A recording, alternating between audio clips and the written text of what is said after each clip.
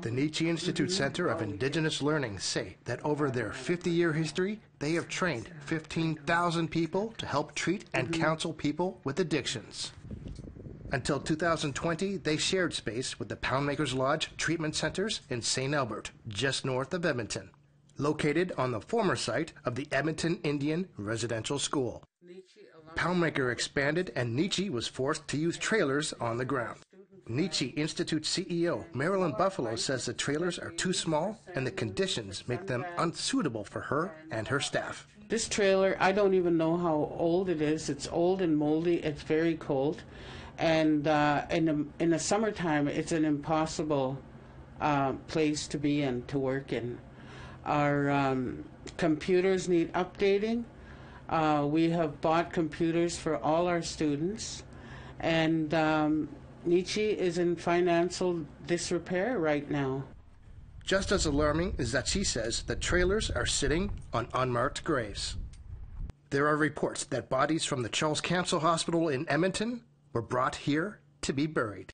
The hospital performed experiments on Indigenous peoples. She also says residential school students were made to dig graves. The trauma associated with the site makes it very hard to promote healing, according to Buffalo. I have some very important persons that went to school here. One of them is Hereditary Chief George Muldoe, that came here last year and showed my staff exactly where he buried people. And that's immediately behind our backyard here at Nechi Institute. I've had elders tell me personally, that our trailers are sitting on unmarked graves here. We need to find a new home for Nechi. We need to get out of here and be treated with an honorable respect and dignity. Buffalo has written letters to Prime Minister Trudeau and AFN National Chief Roseanne Archibald to ask for help. She says in 2019, the AFN passed Resolution 111-2019, which calls for the AFN Chief and Executive Council to support mental health addictions and work with organizations like the Nechi Institute.